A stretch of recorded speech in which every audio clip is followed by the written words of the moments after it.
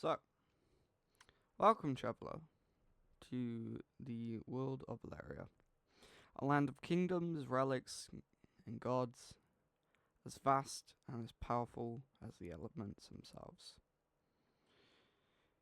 Each kingdom bows to a singular divine patron as a god that embodies their people, their land, and their fate. Today, we are journeying across Alaria to meet these eternal beings, the gods of the world. Volkera, goddess Mala. In the frozen north of Volkera, cursed by eternal winter, its divine patron is Mala, the ice mammoth of the tundra. A rotting mammoth of living ice, her bones carved from glaciers, her tusks edged with frost runes. She is the warden of the north, protective, terrifying, eternal. She forged the ice crystal, source of vi- veracles, Vieracles, endless winter.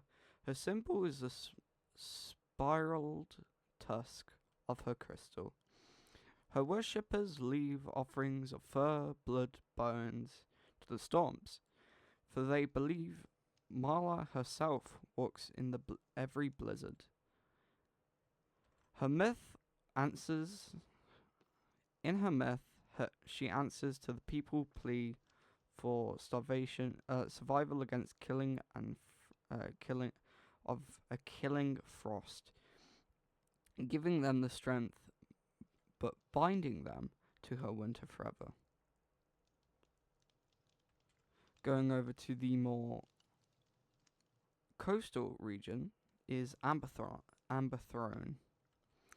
Their god, Farakor, I hope I'm pronouncing that right. To the volcano. Oh, for fuck's sake, I read that. Oh, I'm gonna reread it again. To the volcanic peaks of Amber Throne, where the flames diverse stone regions regions Farakor, the eternal Hydra King, a 9-headed Hydra of molten fire, each more breathing a different fire. From soul burning to world shattering. His relic, the Amber Crown and Ashfang, the volcanic blade, worshipped is brutal. Sacrifices cast into fire, worshipped, tempered in molten trials. Myths say Volkor rose from the Earth's molten heart. When the king begged for conquest, he granted it, in exchange for his soul. Heading over to the more deeper ocean parts, we have Thalassor, and their goddess Thalis. In the abyss of Thalassor rules Thalis, the eternal Leviathan. Her body is vast and glows with constellational beneath abyss skin. She commands tides, births whirlpools, and sings songs of the deep. Either salvation or doom. Of salvation or doom. Her relic, the coral trident and the abyssal crown, her symbols. Her relic, the coral trident and the abyssal crown. There's not really much information about that.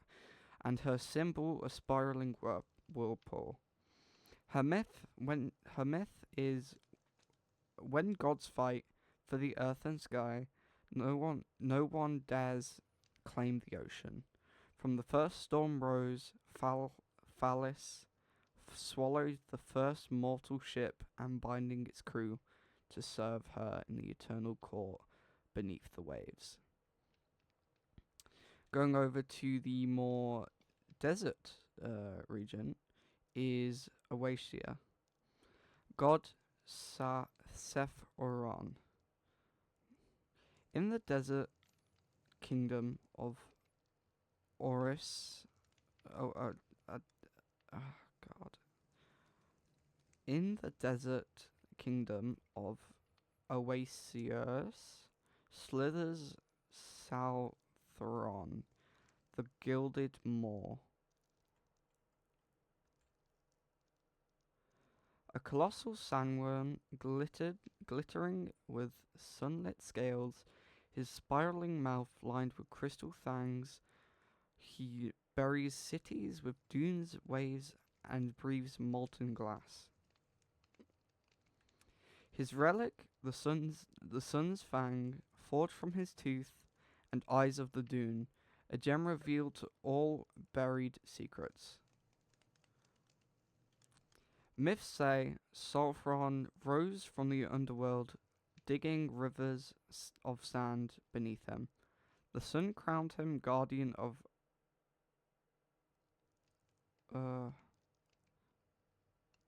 Oasia, devourer of greedy kings and thieves of crowns. And thief of crowns, sorry.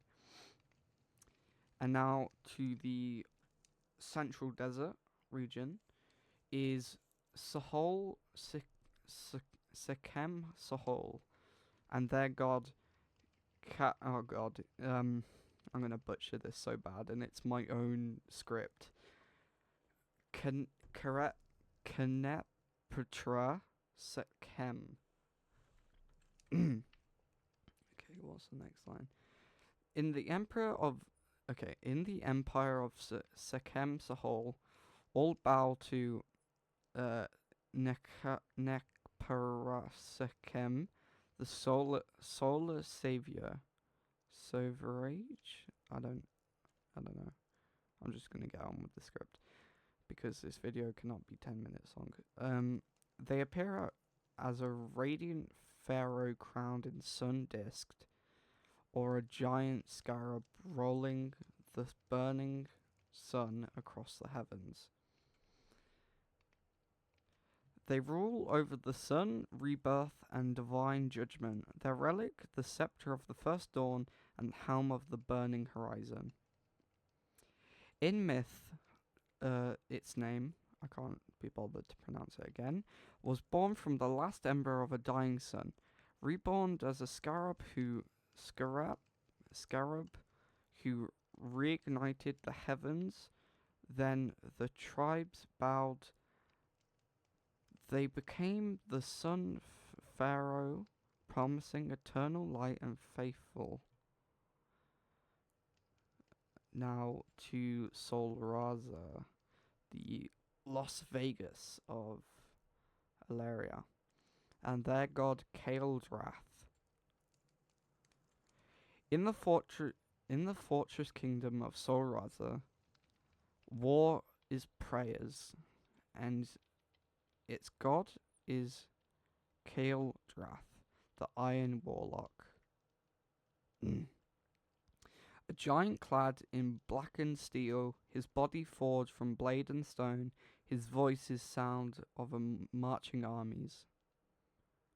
His relic, the hammer of sages, said to break mountains, and his symbol a crimson wall of unyielding.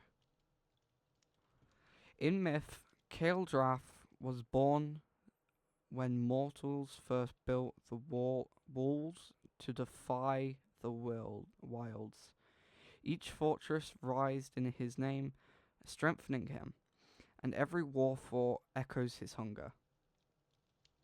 To the jungle of Verdant Vale, goddess Nearthrith. In the jungle kingdom of Verdant Vale, the people honor Nearth, the blooming huntress.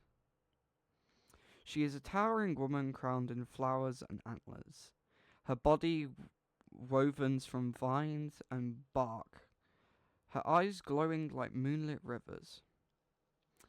Her relic, the mask of becoming, used as a sacred traditional rite, and her symbol, a serpent coiled around a blooming flower. In her myth, she was born from the forest itself and weeping from mortals. She'd, she'd shed their skin of identity she vows to protect transformation as a sacred, and the jungle grew into a temple of rebirth.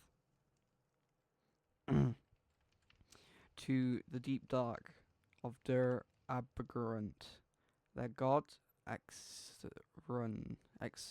god, Exurion. Exurion. Yeah, I'm just gonna say Exurion because that sounds way better. In the endless caverns of Durgur Abgur, the deep kingdom rules Exurn, the echoing warden. A towering figure of stone and shadow, with vines glowing blue runes, his presence is felt in silent in dread and in unending darkness. His relic, the obsidian key, which opens the gate between the living and the ancient dead. His symbol, the rune eye carved in stone. His myth says he was once the first warden, chosen by the deep dark to guard its secrets when mortals entered the ruins. He rose as god, guarding, guardian of silence, punisher of those who dig too deep. To the clouds of Celestia, god Seraphilia. High above the floating isles of Celestia shines Seraphil, the star rover. She appears as a radiant being cloaked in galaxies, wings woven from starlight. Her voice is the harmony of cosmos. Her relic is the crown of the constellations and the astrolabe of eternity. Her symbol is a six-pointed star encircled by rings. In her myth, when they first fell, its fragments became Celestia. Seraphis gathered them, waving skies and earth together, guiding mortals by constellations of fate. Thus, these are the gods of Alaria: Marla the ice, Valkor of flames, Phallus the deep, Seraphil of the dunes, Karabsekhom of sun, Kaldrath of war, Nerith of rebirth, and Zephram of silence, and Seraphil of stars. 9 kingdoms, 9 patrons, 9 eternal powers. Their myths shaped empires, their relics fueled legends, and in their shadows mortals strive to carve their own destinies. Which of these gods would you kneel to or defy?